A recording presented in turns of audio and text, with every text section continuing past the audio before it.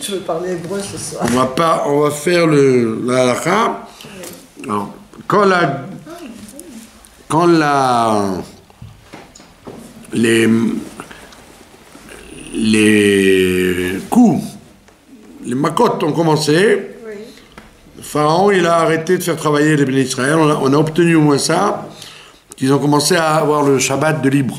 Ah, Après, il a accepté d'arrêter le faire travailler. Donc, 6 mois avant la sortie d'Égypte, depuis Rosh Hashanah, ils étaient déjà plus, ils travaillaient plus, quoi. Donc c'est progressif. Donc on va parler du Shabbat, puisqu'ils ont eu le droit de faire Shabbat. C'est pas qu'ils faisaient Shabbat, mais au moins ils se reposaient, quoi. Au moins ils travaillaient pas. C'est pas qu'ils faisaient les 39 travaux comme il faut, mais au moins ils n'avaient pas le dur travail de la semaine. Alors on va parler dans Shabbat de la takana que les Chachamim ils ont instituée, qui s'appelle le Moukhtse. D'accord? Moukhtse, ça veut dire détaché de l'esprit. D'accord? Ça veut dire que la Torah n'a jamais parlé de Moukhtse, elle a parlé des travaux. Tu n'as pas le droit de faire les 39 travaux, mais elle n'a jamais parlé, tu n'as pas le droit de toucher d'utiliser un stylo, ou une machine à coudre, une charrue, etc. C'est les Chachamim qui ont touché à ça. Ça s'est appelé Moukhtse. Pourquoi? Parce que on estime que si je te laisse prendre un objet qui sert à faire un travail, ben, même si tu es de bonne volonté, peut-être tu vas être entraîné à faire le travail avec ça. Donc ils ont dit, pour éviter que les gens fassent ces travaux, on va leur mettre une barrière, et la barrière s'appelle Moukhtse. D'accord? Alors dans le Moukhtse, vous avez plusieurs sortes d'objets. Un objet, par exemple, qui ne sert qu'à faire une mélacha. Rien d'autre. Ça s'appelle un Moukhtse Gamour. Alors on ne peut rien faire avec. Donc si vous avez, par exemple, un téléphone, d'accord? On ne peut rien faire d'autre que téléphoner avec. On ne va pas s'amuser à... Regarder l'air. Non, faire de la purée. à taper, casser une noix avec. Non. Ça casserait l'appareil. Donc c'est un Moukhtse, par exemple, qui fait une mélacha. Lui, on n'a pas le droit du tout de le manipuler. C'est par exemple un stylo. Un stylo, à part les gens qui vont se gratter la tête avec le stylo, un stylo, c'est Moukhtse parce que on risque de faire un travail avec. C'est barreau. D'accord? Maintenant, la différence entre un Moukhtse et un travail, c'est que le travail, vous n'avez pas le droit de le faire dès que le Shabbat rentre. Ça veut dire, si le Shabbat, par exemple, rentre à 5 heures, d'accord? Vous devez prendre quelques minutes en plus pour rajouter du Shabbat. Alors, disons à 5h moins 10, par exemple, vous n'avez plus le droit de faire un travail. Mais, tant qu'il ne fait pas nuit, bien que vous ayez pris Shabbat, bien que vous n'avez pas le droit de faire une mélacha, etc., il n'y a pas de règle de Moukhtse. Vous avez le droit de déplacer un Moukhtse qui vous dérange. Vous avez oublié, par exemple, sur un lit, une guitare ou un téléphone ou des bougies ou des allumettes. Tant qu'il ne fait pas nuit, vous avez le droit, avec la main, de prendre l'objet qui est interdit pendant Shabbat. Mais les Chachamim n'ont pas été jusque-là de l'interdire à la manipulation, bien que le Shabbat soit rentré, tant qu'il ne fait pas nuit, vous avez le droit. Ça peut arriver. Par contre, vous avez oublié un chandelier là où il fallait pas, ou un mixeur, vous l'avez mis à un endroit où vous allez poser des assiettes dans la cuisine, ben vous avez le droit de prendre le mixeur et le mettre à sa place. Parce qu'il ne fait pas encore nuit. Dès qu'il fait nuit, non, ça, là c'est fini. Alors, donc c'est déjà un allègement du mouktsé par rapport au melachot. Et ça peut arriver très souvent. Quand on oublie quelque chose, on se dit waouh, mais c'est embêtant, le Shabbat est rentré, qu'est-ce que je fais maintenant? On a allumé les bougies, le coucher du soleil est arrivé, on est embêté, on dit non. Il a beau avoir le coucher du soleil, il a beau avoir le Shabbat rentré, tant qu'il ne fait pas nuit, tu peux déplacer le mouktsé qui te dérange. Pardon? On se base sur l'horaire de la sortie de Shabbat. Non, on se base pas sur la sortie de Shabbat, on se base sur la nuit. C'est-à-dire en Israël, 20 minutes après le coucher du soleil. C'est avant la sortie. C'est avant la sortie. La sortie du Shabbat, ils ont rajouté pour être sûr qu'on ne se base pas seulement sur les 3 étoiles moyennes, mais un peu plus. Donc c'est pas de la sortie du Shabbat, c'est de la nuit. Et la nuit, vous la calculez pas, vous simplement vous lisez dans le calendrier. Oui, à quelle heure il y a écrit coucher du soleil, shkia, et vous rajoutez 20 minutes.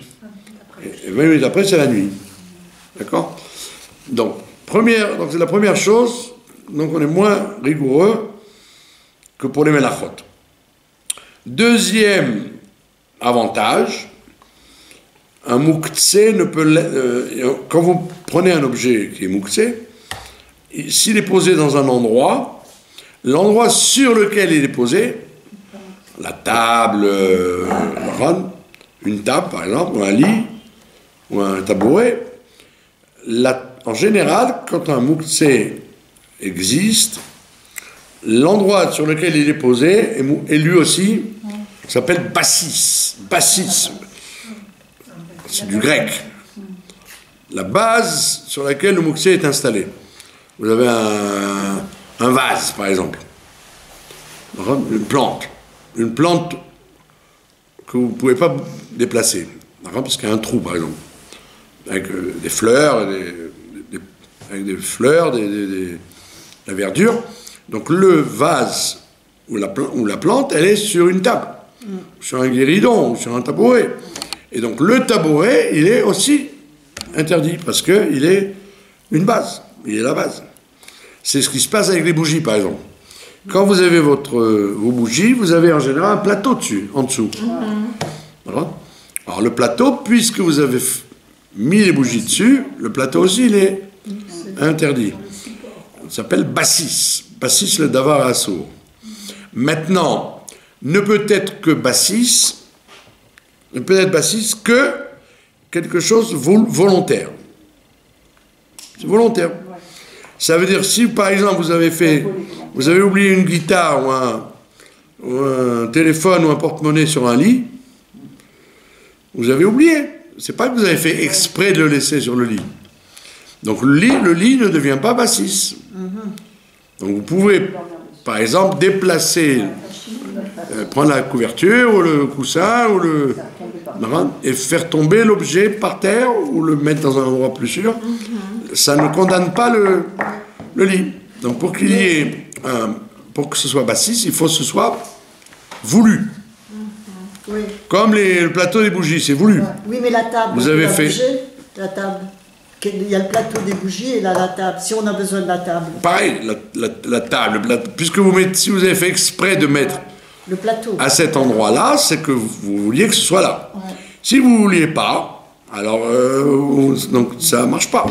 Vous êtes tranquille. Le plateau, mais la table. Vous avez compris? La table, tu la mets sur la table. Je mets le plateau sur la table, mais si c'est le plateau qui est mouxé, peut-être que la table ne l'est pas. La table aussi est mouxée, puisque c'est sur la table que vous avez mis le plateau, c'est pas en l'air. D'accord, Tout devient mouxé. Maintenant, tout devient bassis. La table devient bassis, le plateau, etc.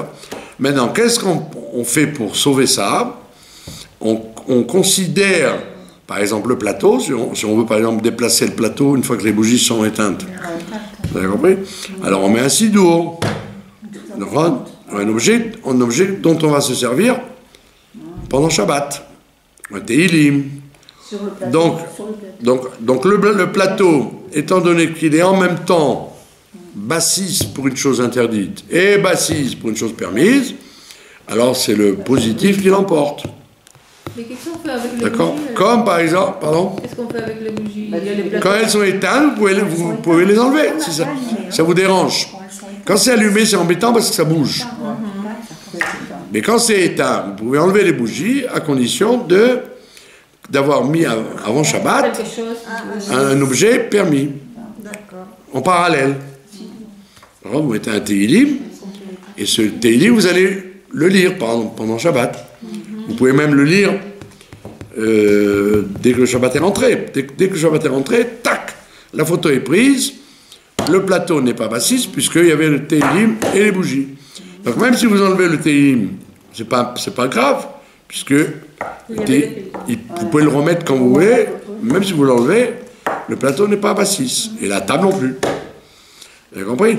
Donc c'est la meilleure façon de faire pour, par exemple, la Hanouka, quand on a des enfants qui tournent.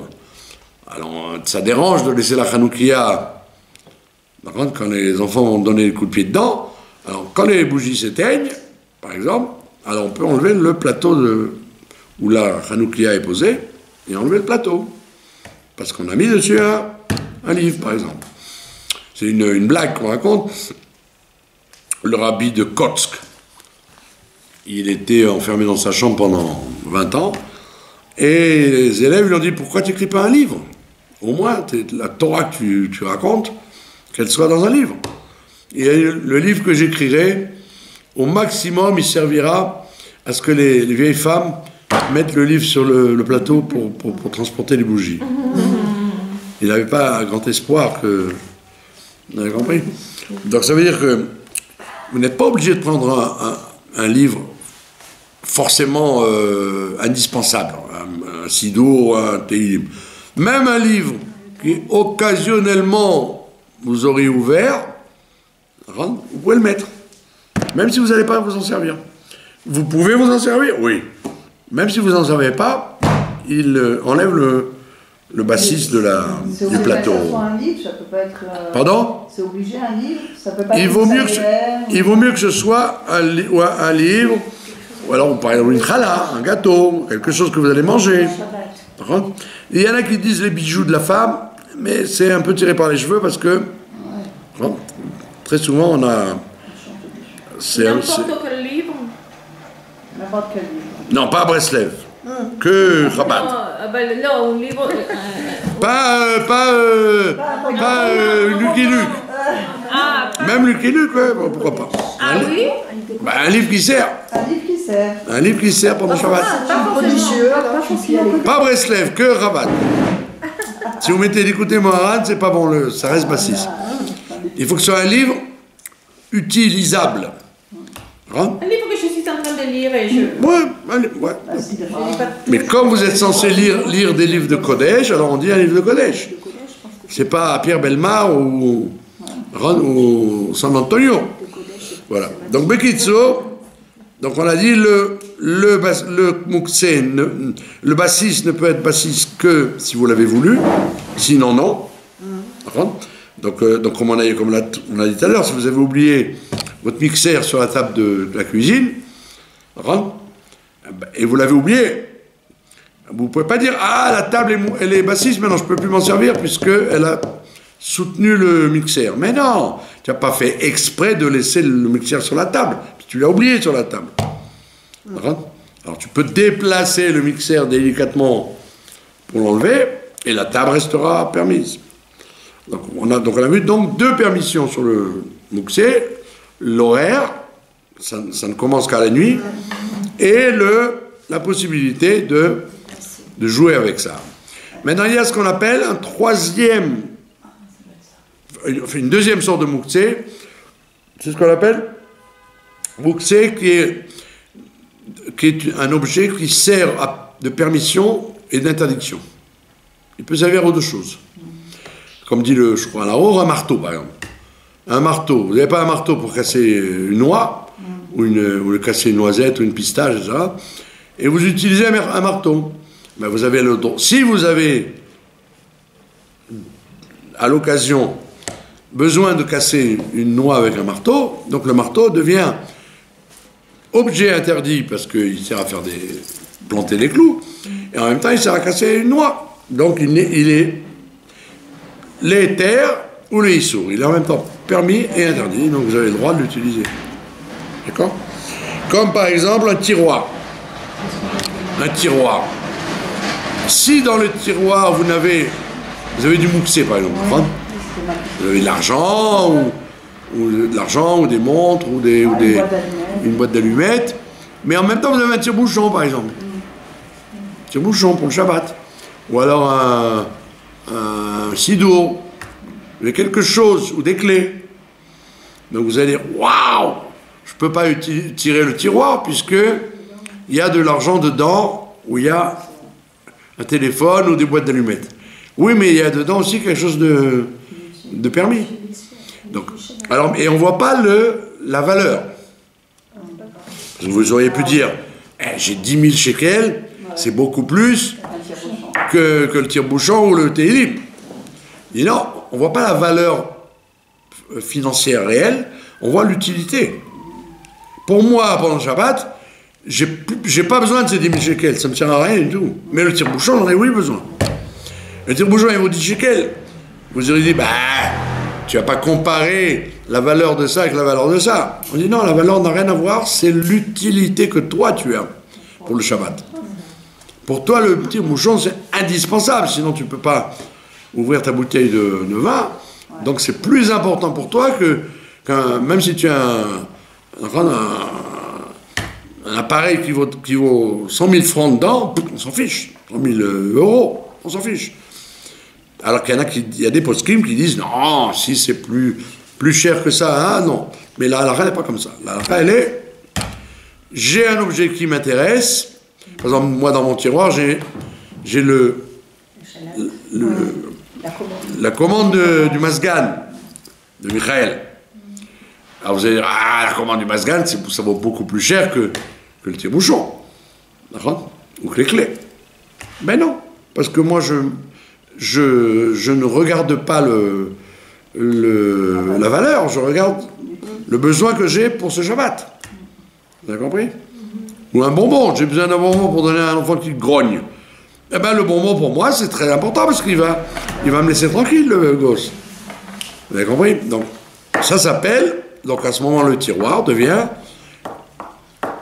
permis et interdit, donc c'est le permis qui l'emporte. Maintenant, il y a un mouktsé le plus grave de tous, c'est le mouktsé qu'on appelle Mechamat Chisaron Kis. Quelque chose qui a de la valeur, qu'on a peur d'abîmer. L'exemple qu'on donne dans la halakha, c'est le couteau du shochet, par exemple.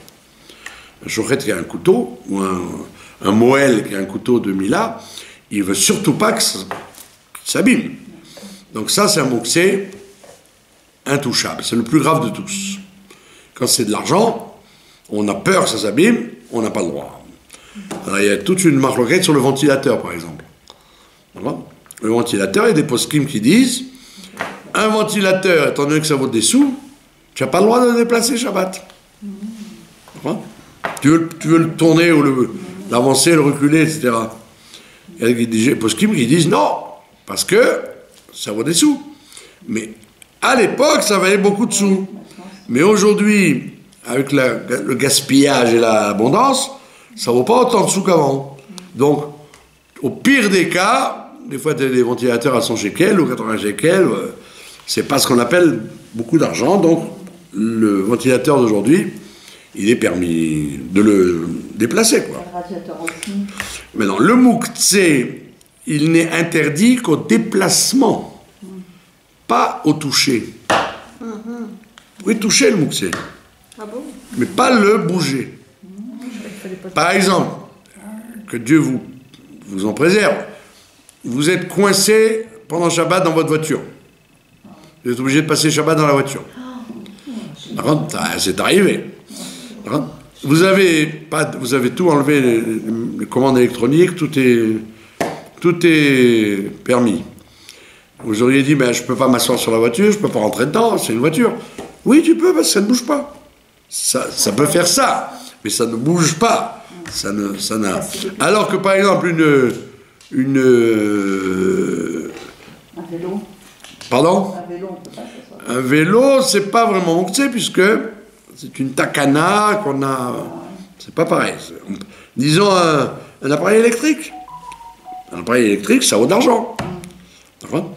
Alors là, tu n'as pas le droit de le manipuler sans égard. C'est-à-dire, si tu peux trouver une solution, par exemple, tu l'emballes dans une nappe, et tu le déplaces comme ça, sans le toucher, lui. D'accord ? Sans le prendre, lui. On prend un objet, le place avec un autre objet. Mais par exemple, un stylo, un stylo, tu ne peux pas jouer avec, le pousser avec le doigt. Tu peux le toucher. Comme un bougeoir, tu peux toucher le bougeoir, tu peux toucher un interrupteur, tu peux toucher, mais pas bouger. Donc le mouktsé est lié avec le mouvement. Donc il y a un mouvement. D'accord ? Par exemple, il y a des gens, ils ont un appareil pour entendre, Shabbat, avec une pile. Alors, en général, ils ne doivent pas l'enlever. Des fois, ils l'enlèvent pour entendre bien. Bon. Mais moi qui ne suis pas, j'ai pas besoin de cet objet. J'ai pas le droit de le toucher, de le bouger, parce que c'est un truc de valeur. Et donc, j'ai pas le droit de. Je suis obligé de dire au monsieur, prenez-vous votre appareil. Moi, j'ai pas le droit. Vous avez compris ? Cas qui est le sujet à Marloquette aussi, les médicaments. Un médicament, par exemple. Alors, il y a toute une histoire. Alors, en fait, on voit dans la Mishnah que quelqu'un qui n'est pas Kohen, il a le droit de tripoter une chalak de Trouma qui appartient au Kohen. Le Kohen, il vient chez lui, il lui dit, tiens, donne-moi une chalak, j'ai envie de manger ma chalak. Alors, la Mishnah lui dit, tu as le droit de donner au Kohen sa chalak. Ah, mais toi, tu n'as pas le droit d'en manger. Tu aurais pu dire, puisque je n'ai pas le droit d'en manger, elle est mouktsé pour moi. Ah non, pour toi, elle est mouktsé, mais pas pour lui. Donc, comme elle n'est pas mouktsé pour tout le monde, donc, comme j'ai le droit de la lui donner, j'ai le droit d'utiliser un objet qui est permis pour quelqu'un. Donc, si un cardiaque, que Dieu ne plaise, il te dit, sois gentil, va me chercher sur ma table mes médicaments. Vous n'avez pas besoin de ce médicament. C'est mouktsé pour vous. Ça ne sert à rien du tout. Mais comme pour lui, c'est permis, vous avez le droit de lui donner. Puisqu'il y a une personne dans le monde pour qui c'est pas mouktsé, c'est l'utilisateur. Vous avez compris ? Pareil, par exemple, les matzot. Les matzot. Cette année, voilà, ça va tomber juste, boule. Cette année, Shabbat, c'est la veille de Pessah. C'est bien. Les gens peuvent se reposer.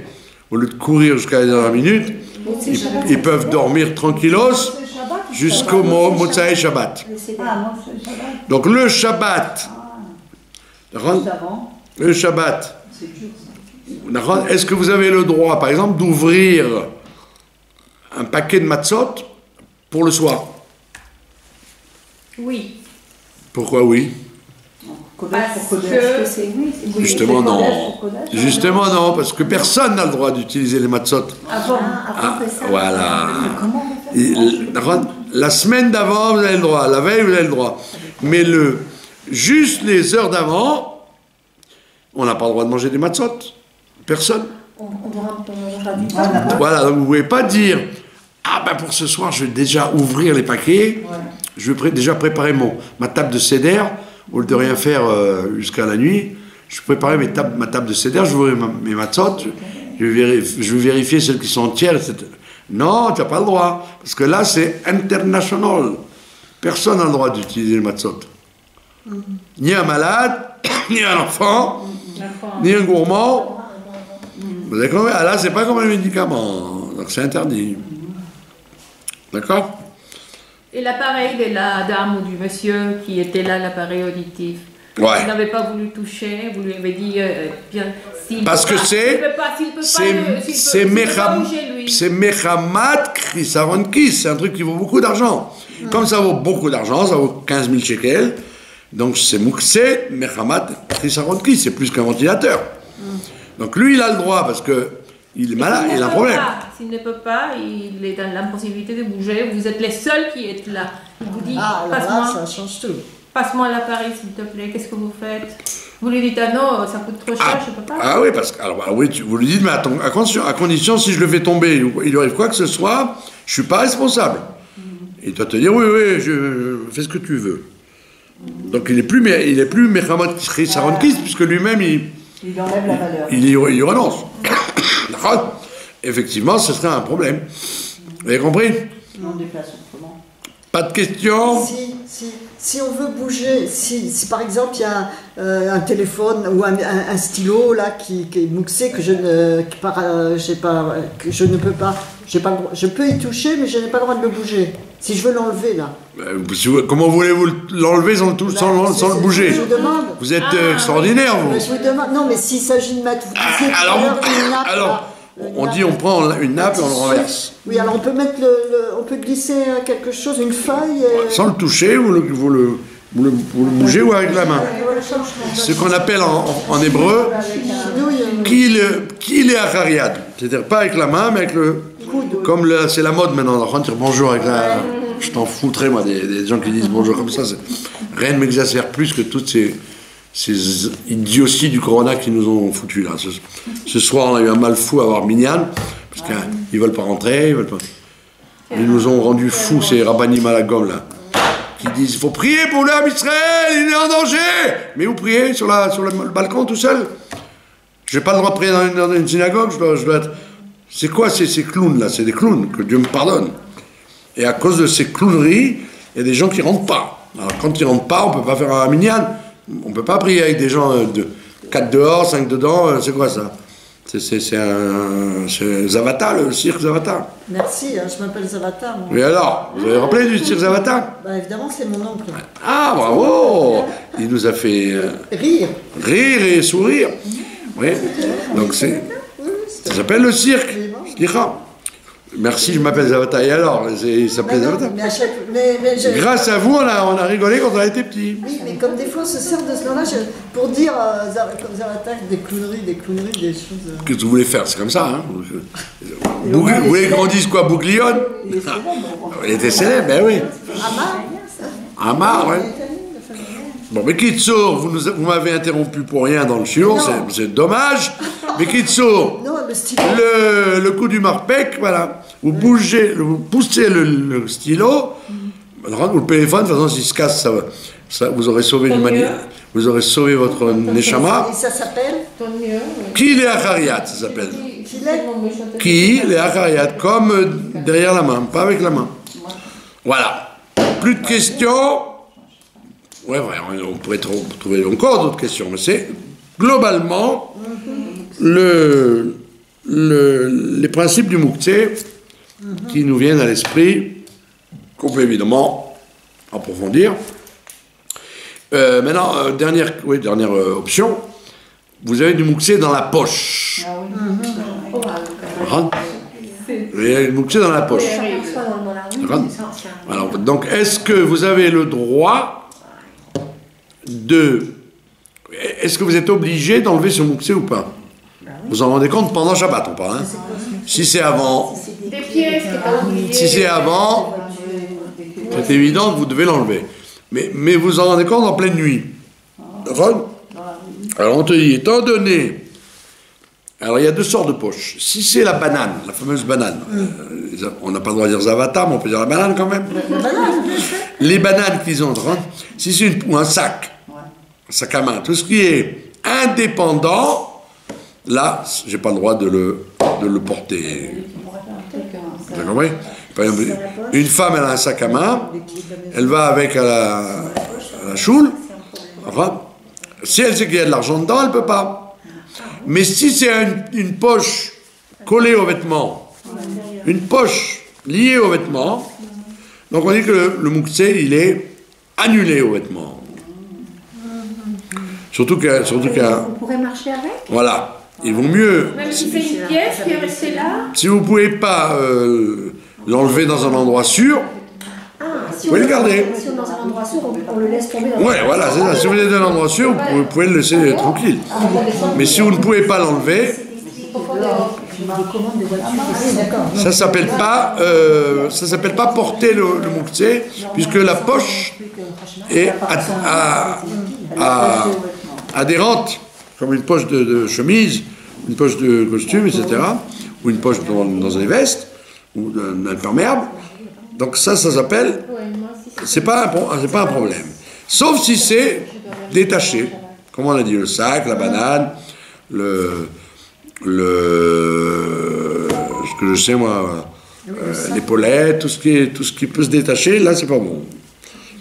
Le Rav Ovadia Yosef, il disait aux Bachor Yeshivot, il leur disait, faites pas semblant de garder le paquet de cigarettes et la carticia pour Motzei Shabbat, parce qu'il faisait exprès.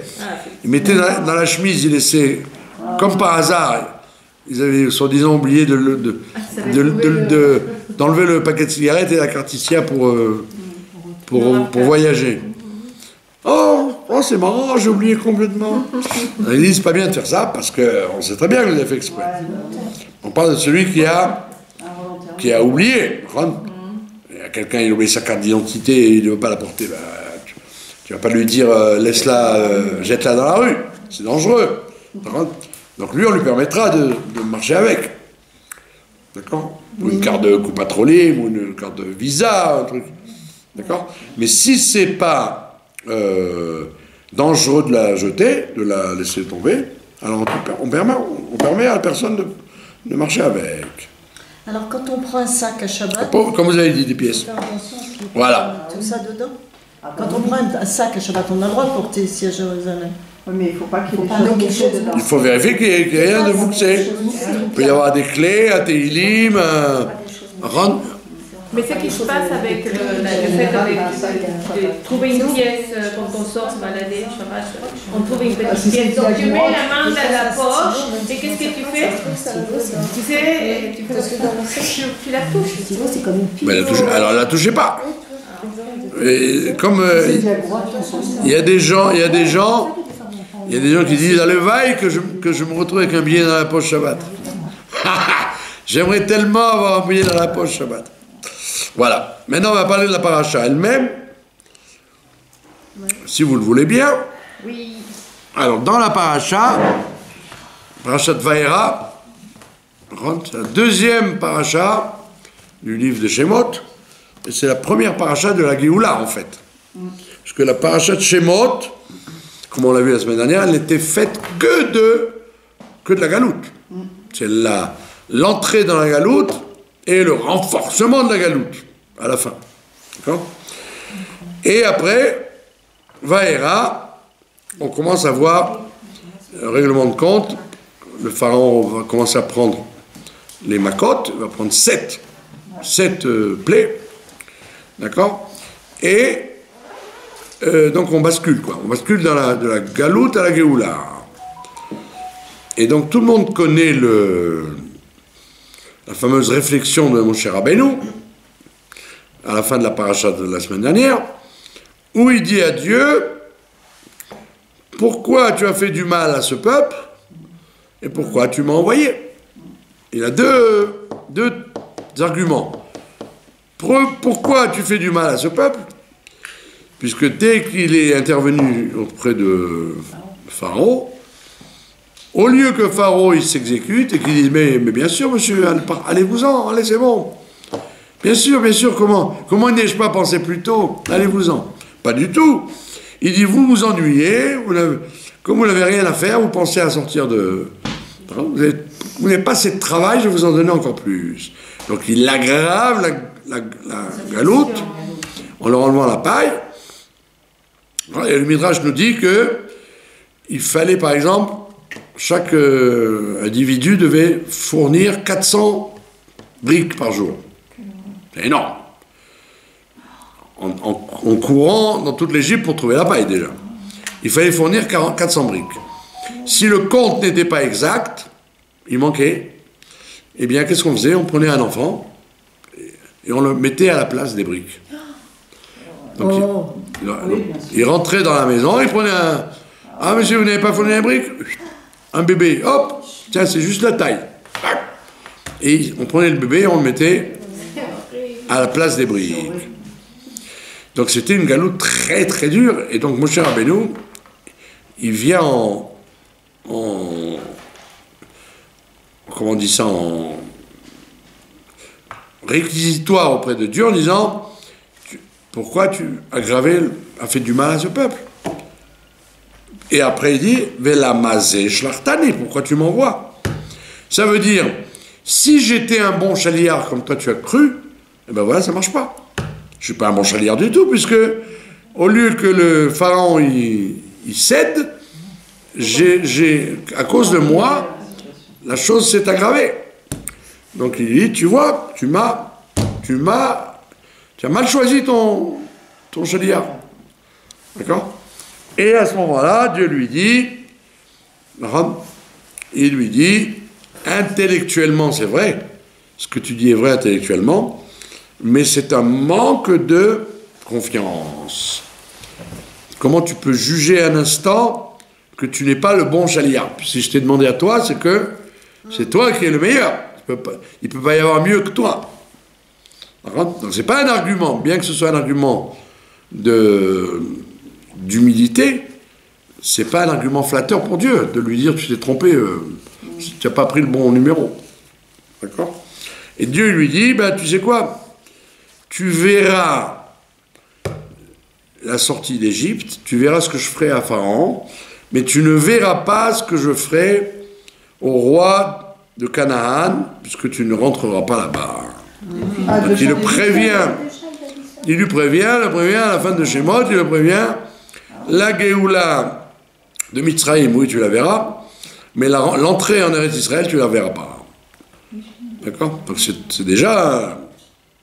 Ça veut dire que le bon Dieu, il ne l'a pas laissé faire. Et maintenant, il lui dit, si tu veux que je t'explique ce qui va se passer, c'est que jusqu'à maintenant, j'avais utilisé mon nom qui rentre dans la nature et qui s'habille avec la nature. El Shaddai. Mais il a dit le nom Yud Kevavke, c'est-à-dire le nom qui signifie la force que Dieu a d'être au-dessus de la nature, ne pas être du tout contraint des règles de la nature. Ça, je ne l'ai jamais utilisé encore. Et toi, je vais te le donner pour le mettre en œuvre. D'accord? Vous savez que Pharaon, lui, c'est son problème. Il dit, moi, je crois que dans la nature. Les astres, les mazalotes, les conditions économiques, tout ce que tu veux, j'y crois. Mais penser qu'il y a des choses au-dessus de la nature, ça, j'y crois pas. Et Dieu lui dit à Moshe, voilà, tu vas montrer à Pharaon des phénomènes qui sont au-dessus de la nature. Ça, c'est un très grand exercice de Emouna. Comme quelqu'un est malade, par exemple. Quand quelqu'un est malade, quelqu'un il sent qu'il a une xéra sur lui, il a un décret. Alors, dans les chiffres, en général, on ne s'en sort pas de ça. Il a une maladie, en général, c'est une maladie mortelle. On n'a jamais eu de réussite. Donc, dans la nature des choses, il pensera qu'il est condamné, puisque les chiffres sont là. Mais s'il veut être un vrai Mahamin, un vrai croyant, il doit dire, mais Dieu Yudke Vavke, il est au-dessus de la nature. Et donc il peut même faire abstraction de la règle qui est que celui qui a ça, il s'en sort pas. Et Pharaon, il n'accepte pas ça. Pharaon, il dit pour lui, non. Et tout répond à des règles de la nature, il n'y a rien à faire. Tu n'arriveras pas à me convaincre. Et donc c'est pour ça que les makotes vont crescendo, de plus en plus fort. Ça commence par le sang, la maka du sang. On prend l'eau du Nil, et l'eau de partout, d'ailleurs, pas seulement du Nil, on la transforme en sang. Alors, Pharaon, il n'est pas convaincu, parce qu'il dit à Moshe, toi tu dis que c'est un truc qui vient d'au-dessus de la nature, moi mes sorciers, ils sont capables de faire pareil. Alors, ce qui est intéressant dans la réaction de Pharaon, c'est que un homme intelligent, c'est pas quelqu'un qui fait la même chose, c'est quelqu'un qui soigne. S'il avait été capable d'enlever le sang en eau, là j'aurais dit Pharaon, bravo, chapeau. Mais qu'est-ce qu'il fait Pharaon? Il dit aux astrologues, vous savez quoi, faites aussi pareil. Et il transforme aussi de l'eau en sang. Tu vois, comme on dit en hébreu, Targil Rishon. C'est de la sorcellerie ce que tu fais, c'est pas de la Elokut. Ça n'a rien à voir avec la Elokut, c'est de la sorcellerie. Et le Ragat Shover, il dit, en vérité, quand on voit le Pasouk, il dit que Moshe a transformé, enfin c'est pas Moshe d'ailleurs, c'est Aaron. Pourquoi c'est Aaron et pas Moshe? Vous savez? Parce qu'il a été sauvé par les eaux. Parce qu'il a été sauvé par les eaux. Ouais, donc le Rachid te dit, les balais à Moussa, il t'explique que c'est pas moral d'être ingrat. C'est ingrat. Tu as été sauvé par les eaux, c'est pas moral que ce soit toi qui frappes les eaux. Donc il a dit, donne le bâton à Aaron. Dieu lui dit, donne le bâton à Aaron, fais pas toi. Mais alors qu'est-ce qu'il fait Aaron? Il y a écrit qu'il transforme l'eau en sang. Transforme l'eau en sang. Alors que chez les Égyptiens, il n'y a pas écrit ils ont transformé l'eau en sang. Ils ont transformé l'eau en allure de sang. Et le Ragat Shover, il dit c'était en vérité de l'eau. C'était pas vraiment du sang. Le sang et l'eau n'ont rien à voir. Le sang est beaucoup plus épais, il est bourré de produits que l'eau n'a pas. Or, eux, ils ont fait croire à tout le monde, ben, regardez, nous aussi on fait ça. En réalité, non, c'était de l'eau colorée en couleur de sang, mais c'était de l'eau buvable, c'était de l'eau. Tu fermais les yeux, tu remets, c'est de l'eau, c'est pas du sang. Donc, c'est-à-dire, même ça, c'est une fausse manœuvre que Pharaon veut s'illusionner en disant c'est de la sorcellerie.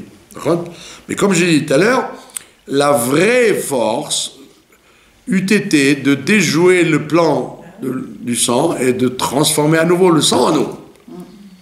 Et ça, il ne peut pas le faire. D'accord? Donc, pour quelle raison on commence par le sang?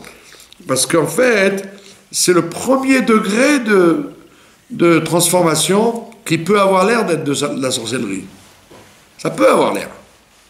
Ça n'était pas de la sorcellerie, mais ça veut dire que le kohar de Yudke Vavke, à être au-dessus de la nature, il est crescendo. Crescendo. Ça veut dire qu'il y a des fois où tu ne te rends pas compte. Tu vois que le Rabbi Maharash, il dit par exemple, la parnassa pendant la galoute, ça vient de Yudke Vavke. Ça ne vient pas d'Elohim. D'ailleurs, c'est un miracle au-dessus de la nature, la parnassa d'un juif. Dans la galoute. Au temps de la galoute, ne crois pas que la parnassa vient par un phénomène naturel. C'est pas Elohim qui amène la parnassa, c'est Yudke Vavke. Et toi, tu ne te rends pas compte, parce que ça s'habille dans la nature, puisque tu travailles, ou on t'a donné de l'argent, donc tu dis, bon, bah, c'est Elohim. C'est Dieu habillé dans la nature. Et en vérité, c'est faux. c'est surnaturel parce que tu n'analyses pas exactement le processus. Tu crois que c'est TV et c'est pas TV du tout, c'est pas naturel. C'est au-dessus de la nature, mais c'est un premier degré qui est tellement caché, il est caché, que la plupart des êtres humains le voient comme quelque chose de naturel. La plupart des gens, ils disent, bah, j'ai travaillé, j'ai gagné mon argent. Voilà. J'ai joué au loto, j'ai gagné 1 million. C'est de la teva. On te dit non, c'est pas de la teva, c'est de la Elokut, c'est du Yudke Vavke, mais en quelque sorte en premier degré. Et donc ça va monter comme ça, jusqu'à ce que Pharaon et ses collègues, comment on appelle ça, les astrologues, ils disent, là on n'arrive plus, ça on ne sait plus faire. Donc c'est pour ne pas enlever doucement le libre arbitre à Pharaon, on ne met pas toute la dose.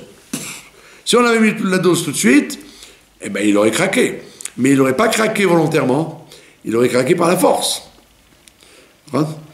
Quand quelqu'un il est forcé, ça ne s'appelle pas libre arbitre. Libre arbitre, c'est quand je peux évaluer le pour et le contre. Oui ou non. Mais si si j'envoie dans la figure, ben, il ne peut pas dire autrement que oui. Donc on lui a enlevé le libre arbitre. Et ça, Dieu ne veut pas le faire. Il veut lui donner la chance, le mérite, d'avoir un libre arbitre et de dire oui, je vous laisse partir par ma volonté. Il lui a quand même endurci le cœur. Non, au début, il n'a pas écrit il a endurci le cœur. Au début, il a écrit il s'est endurci. C'est à partir de la 5e plaie qu'il a écrit il va lui endurcir le cœur, ça veut dire qu'il perd le libre arbitre. C'est-à-dire, même si tu veux, je te laisse plus.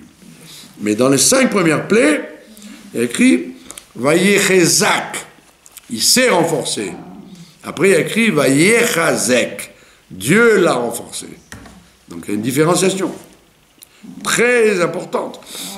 Le libre arbitre, dans le cas de Paro, c'était de reconnaître l'existence de reconnaître, ouais, que Dieu... Oui, ok, je reconnais, c'est pour ça que... Voilà, je reconnais qu'il y a un être au-dessus de moi, comme il y a écrit dans la Haftara, qu'on lit, que Pharaon, il disait, c'est moi qui me suis fait.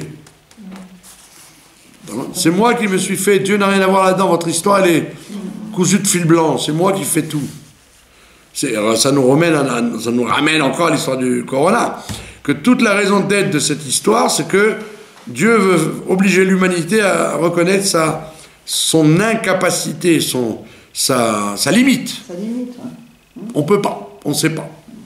Non, il faut que l'humanité, et malheureusement les Juifs en premier, disent « Ah, mais notre cerveau fulgurant a trouvé un vaccin, on va déjouer la chose. » Et donc, tant que l'humanité, le Ham Israël continuera à faire ce jeu, Dieu va augmenter la dose pour dire j'attends que vous disiez ok, tu es plus fort que nous. Je ne suis pas d'accord. Ça n'est pas grave. Parce que si ces juifs-là qui ont inventé le vaccin et on dit voilà. Ces juifs qui ont inventé les juifs. Oui, vous venez de dire ça, vous venez de dire voilà, et nous les juifs. Pas les juifs qui ont inventé le vaccin. C'est les juifs. C'est pas eux seuls. Le vaccin n'existerait pas si Akadosh Baruch Hu n'avait pas voulu vous confondez, que ces gens-là inventent ce vaccin-là. Non, ça c'est le libre arbitre existe. Akol beyado. Non, Akol beyado. Akol beyado. C'est faux. Quand Hitler a envoyé des juifs au four, c'était pas Akol beyado, c'est parce que les hommes se comportent mal, et donc Dieu il laisse. Ça ne veut pas dire que Dieu il fait. Il y a une différence entre laisser faire et faire. Dieu il laisse le monde se comporter d'après son libre arbitre à lui. Ça ne veut pas dire qu'Akol beyado. Akol beyado, mais Akol beyatra. Pas Akol beyado. Tu veux aller dans ce chemin? Vas-y. Donc on voit bien que ce n'est pas Akol beyado, puisque la preuve, Pharaon, il avait le libre arbitre. Donc c'est pas Akol beyado, puisqu'il dit je te confie la tâche d'accepter ma royauté. Donc c'est Akol Beyatra, lo Akol Beyado. Oui, il va sauf. Alors maintenant, quand vous dites Akol Beyado, dans 1000 occasions du monde, c'est faux. Il y a ce qu'on appelle dans la vie Maaseh Satan. Maaseh Satan. C'est les astrologues. Tu fais du sang, je te fais aussi du sang. Je te fais des grenouilles, tu fais des grenouilles. Mais où c'est que vous voyez Akol Beyado? Au contraire, c'est Dieu, il laisse faire.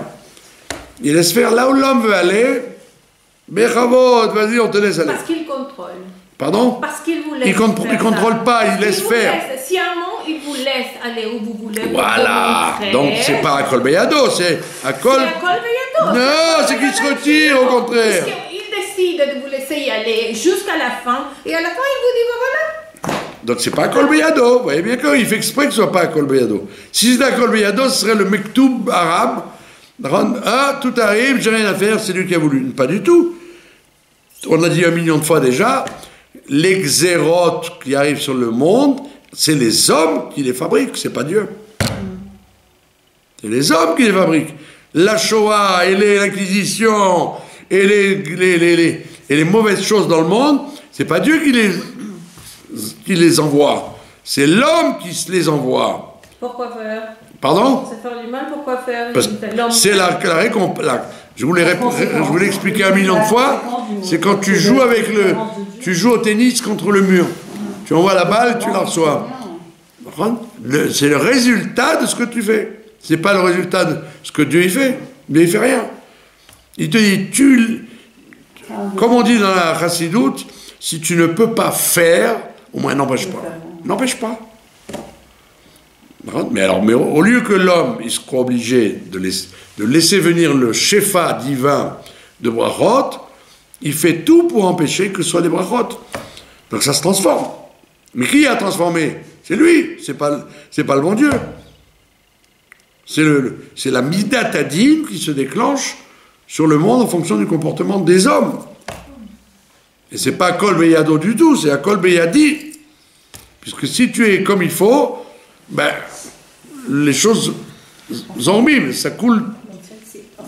Le bien coule normalement. Le problème, c'est que le corona, il est venu. C'est pas qu'ils ont fait le vaccin. Voilà. C'est tout ça, parce qu'on sait mal. La question qu'on peut poser, c'est pourquoi la chose est venue. Le vaccin, en fait. Enfin, je pense que... Mais donc, au lieu que les gens se posent la question, quand il y a un problème, ben, il faut faire teshuva. Pourquoi il y a ça? La solution, c'est teshuva.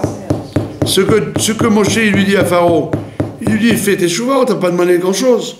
Fais teshuva, dis, je ne suis pas, c'est pas moi qui me fabrique, il y a un être qui est plus fort que moi, et il refuse. Donc ne dites pas Akol Beyado, dites que Dieu il est là, il se retire au contraire, il se recule, et dit vas-y, je te laisse faire. Akol Beyatra. Comme avec un enfant. D'accord? Akol Beyatra, tu ne veux pas te... Je te laisse aller jusqu'au bout. Il y a une dimension Donc le coup du vaccin, c'est un coup de Trafalgar, parce qu'en fait, si c'était les Shem Shamaim, c'était les Shem Shamaim, vous voyez bien que Pasteur et Marie Curie et Fleming, il y a des tas de gens qui ont inventé des vaccins, et le monde les a acceptés, et ces gens-là, ils sont dans le Gan Eden, ils ont sauvé des millions de gens, mais avant de faire le vaccin, ils disaient, je sais pas, peut-être oui, peut-être non, ils sentaient qu'ils étaient peut-être des instruments de bonnes choses. Mais là, c'est pas du tout ça. La hashkafa des gens qui font le vaccin, c'est, encore une fois, Pharaon, c'est moi. Le corona, je veux pas savoir d'où ça vient, je ne dis pas que ça vient de la faute des hommes, c'est le hasard qui a amené ça. Je ne cherche pas la cause des causes, je cherche la cause. C'est qui la cause? Les Chinois, les chauves-souris, allez, va chercher les causes premières. Mais les rabbinim, encore la même fois, les rabbinim du monde, ils devraient dire, attends, regarde, pourquoi il y a eu le corona? Pas, il faut prier, il faut... Avant de dire, il faut prier, dis-moi, fais une introspection, pourquoi c'est venu? Quand il y a un problème, vois d'où il vient. Vois d'où il vient. D'accord? Et le monde entier, au lieu de dire Dieu va nous guérir, Dieu va nous sauver, ils disent nous sommes les plus forts, et nous dominons même ça.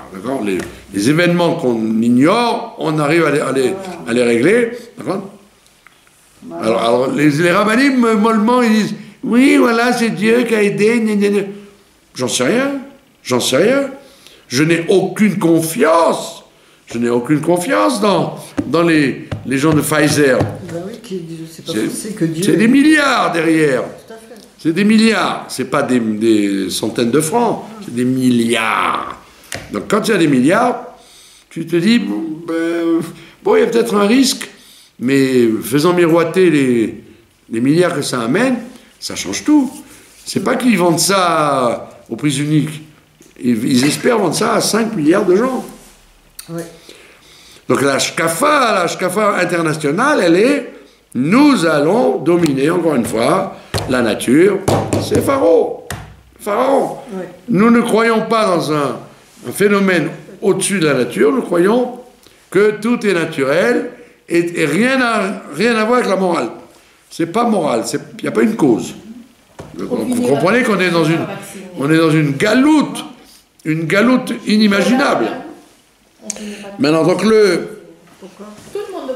bon Dieu, il dit à Moshe, voilà, dans Shemot, tu n'as pas compris mon mécanisme, que c'est normal que quand la galoute, on s'affronte à la galoute, elle ne se laisse pas faire. Elle ne se laisse pas faire, au contraire. Elle réagit. Elle veut pas craquer, elle veut pas céder. Et Moshe, il n'a pas compris ça. Il croyait que dès que tu te présentes, Pharaon, il dit, chapeau, bye bye. Allez-y, partez. Non, au contraire.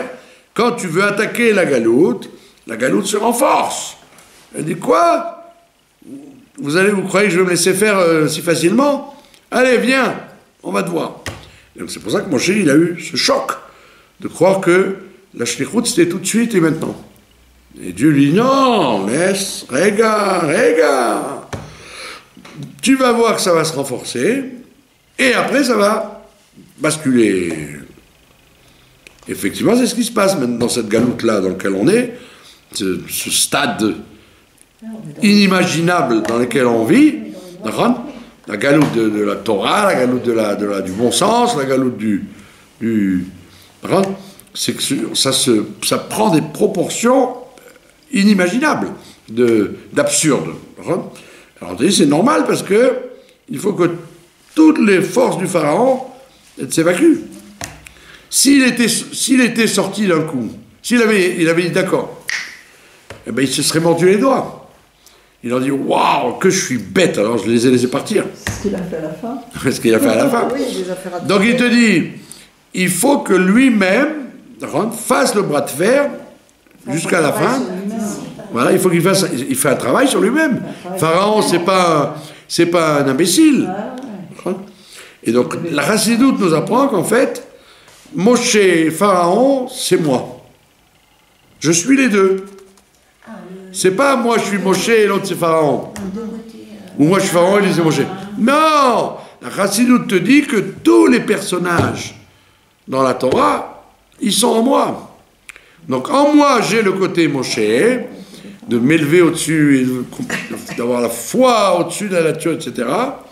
De reconnaître Dieu. Et de l'autre côté, je suis Pharaon. Ça veut dire que j'ai tendance à vouloir faire le bras de fer.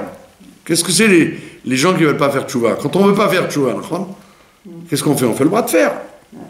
On dit à Dieu, tu n'auras pas le dernier mot. Je maintiens ce que je dis. Et le bon Dieu dit, très bien, allez, vas-y, commence. Et donc c'est pour ça que les Makot sont au nombre de 10, parce qu'il faut mariner le problème. Il faut que ça marine, que ça soit mitbachel. Après, il n'y a plus de possibilité de revenir en arrière. C'est sûr que quand Pharaon il va dire c'est bon, partez, il dit c'est bon, partez, mais c'est pour de bon. Les Sifrei Krakira, ils disent en fait, qu'est-ce que vous croyez que Pharaon il était malhonnête? Quand il reçoit la plaie des grenouilles, tout de suite, il dit enlève-moi ce malheur. Pourquoi il n'a pas dit à ses magiciens? Enlève-moi, pardon. Pourquoi il n'a pas dit à ses magiciens d'enlever, puisqu'il était tellement fort? Ah ouais, parce qu'ils ont dit on peut pas. Eux, ils ont dit déjà qu'ils pouvaient pas. Ouais. Il dit à Moshe, je t'en supplie, prie pour moi et enlève-le. Comment ça fait dur déjà? Enlève-moi cette catastrophe des grenouilles. D'accord, la deuxième déjà. Hein. Et Moshe lui dit, tu veux quand? Et Pharaon il dit demain. Rachid lui dit, pourquoi demain? Parce qu'il croyait que c'était un sorcier. Il dit, pourquoi il me dit que tu veux quand? Parce qu'il croit que je vais dire tout de suite. Parce que maintenant, il sait maintenant. Il peut enlever maintenant. Il dit, tu sais quoi, demain? Vous voyez la folie de Pharaon, il préfère souffrir, lui et son peuple, encore 24 heures, pour se moquer de Moshe.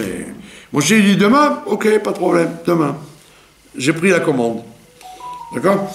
Mais, alors les commentateurs, ils disent, mais qu'est-ce que vous croyez, que Pharaon était un menteur? Il dit, pas du tout. Vraiment? Il était sincère. Il n'en pouvait plus, il était sincère.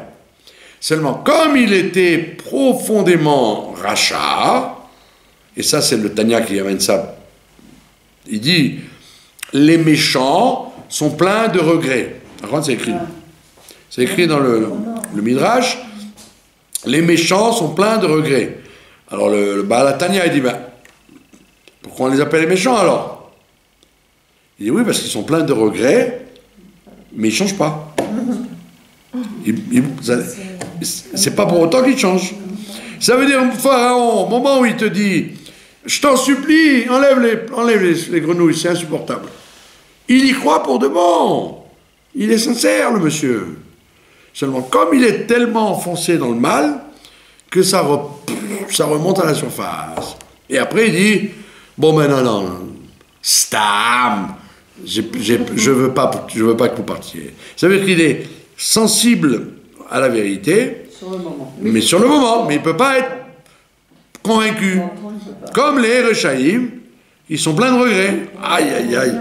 Vraiment, j'ai mal fait, je suis pas content de moi. Ah, c'est beau. D'accord, il a dit, il n'est pas content de lui, c'est beau. Et tu le vois, il continue.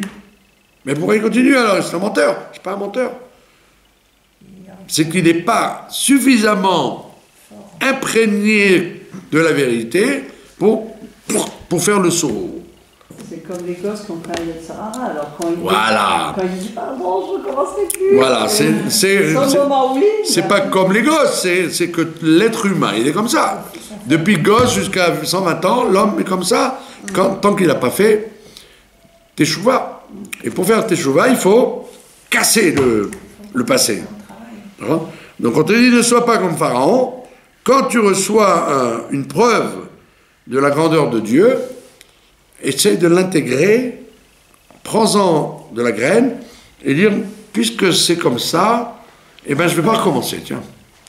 C'est là qu'on voit si la Teshuvah, elle est authentique. Et donc c'est pour ça que le bon Dieu, il dit, on va y aller en 10 étapes.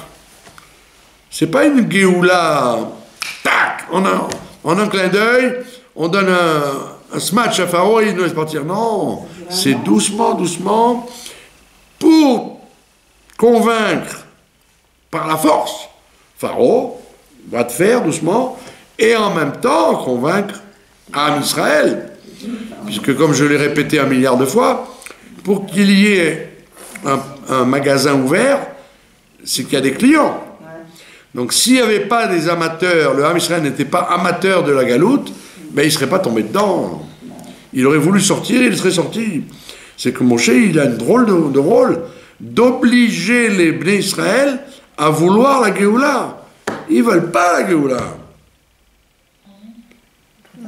Ils ne veulent pas. La preuve, il te dit au début, ils ne m'écoutent pas, mais Kotser ou Aromé Avadakasha. Ça veut dire que le. À la moindre épreuve, ils disent on était bien. Pardon? À la moindre épreuve, il dit on était bien. Ça veut dire que comme il disait comme elle dit la Chassidoute, le but c'est pas de faire partir la galoute du monde. D'accord? C'est de faire partir la galoute de nous. La galoute elle est en nous. On se regarde, c'est nous qui sommes la galoute. La galoute c'est un phénomène superficiel. Profondément c'est la galoute. C'est qu'en vérité, les gens n'ont pas envie tellement de sortir du matzav. En disant, ah ouais, mais on ne sait pas ce qu'il va y avoir, hein. Alors on va te mettre dans une situation tellement insupportable que tu vas dire, je ne veux pas savoir ce qu'il va y avoir, mais je veux y être. Je ne veux plus être là comme je suis. D'accord ?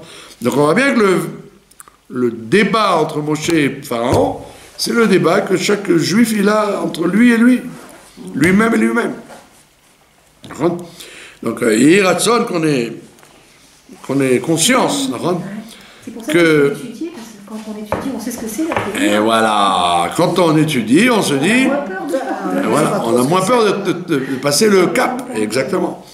Donc c'est pour ça qu'il faut être, comment dire, il faut s'accrocher à l'étude, s'imprégner qu'en fait la situation de la galoute c'est insupportable dans tous les états, et même la peu de lumière qu'il y a, c'est rien par rapport à ce qu'on voudrait avoir.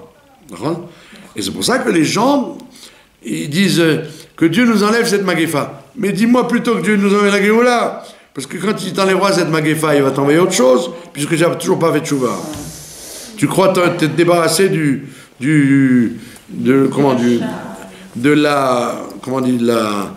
la poursuite que Dieu il a avec nous. Dieu il nous poursuit.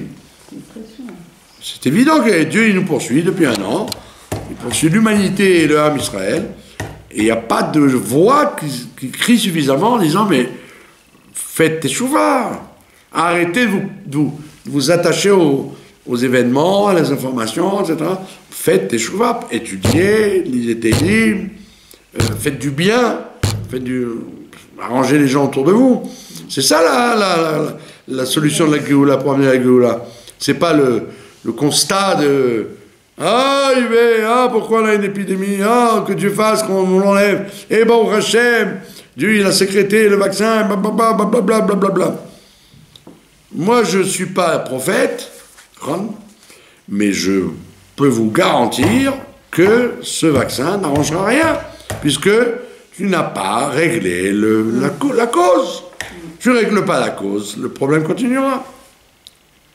C'est pas normal qu'on soit toujours à... Pourquoi le Rambam et le Albo et tous les Sfarim ils disent il faut rechercher toujours ilat hailot vesibat hasibot dans la vie. Il faut être métaphysique, ça veut dire il faut dire pourquoi j'ai eu ça. Ah, parce que j'ai attrapé froid. Ok. Mais pourquoi j'ai attrapé froid? Ilat hailot, la cause des causes.